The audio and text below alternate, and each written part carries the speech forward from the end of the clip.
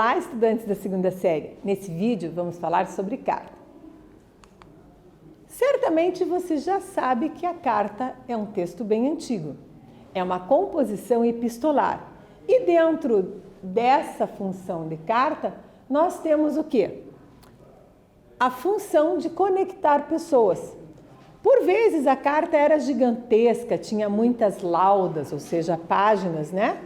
Se você observar cartas famosas como a carta de Pero Vaz de Caminha, as cartas para Julieta, são cartas que até originaram obras, originaram livros.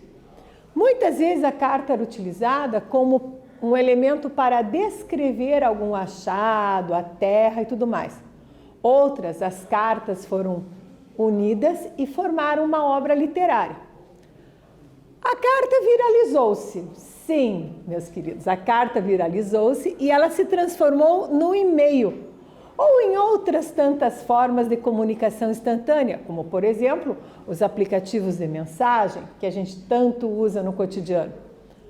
Continua a ser um dos textos fundamentais da humanidade. Então, quando você quer ter certeza que aquela pessoa recebeu aquele comunicado, por exemplo, você usa o recurso ainda de mandar uma carta registrada, dentre outras tantas, né? E dependendo do peso, da localidade, né? Você paga um determinado preço pelo selo, você também aguarda um certo número de dias para que aquela correspondência chegue. Hoje nós temos a possibilidade até de rastrear a carta quando você manda a carta registrada. Então a carta modernizou-se, viralizou-se e temos o quê? Um exemplo de carta. Senhora, aquele a quem chamaste Senhor aqui está, de peito magoado e cara triste, para vos dizer que Senhor ele não é, de nada, nem de ninguém. Bem o sabeis, por certo, que a única nobreza do plebeu está em não querer esconder sua condição, e essa nobreza tenho eu.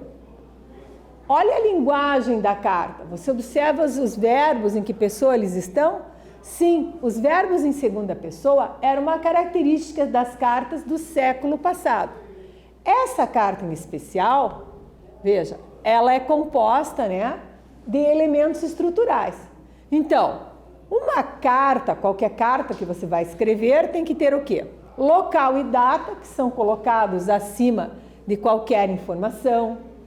O vocativo vem do latim vocare, significa o quê? O chamamento. Então, você vai colocar o nome do destinatário e pode colocar junto ao nome saudações como tia querida, caro amigo. A seguir, chegamos ao corpo do texto. E no corpo do texto, você vai fazer a introdução, o desenvolvimento e a conclusão. Cuidando que no desenvolvimento, geralmente a cada parágrafo, né, é um assunto, é uma dica.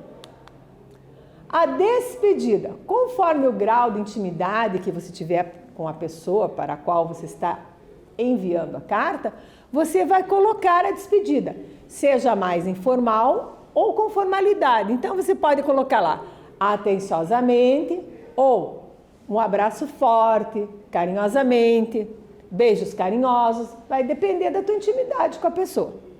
A assinatura. Para facilitar, a assinatura sempre vem o quê? No final. O remetente assina o seu nome.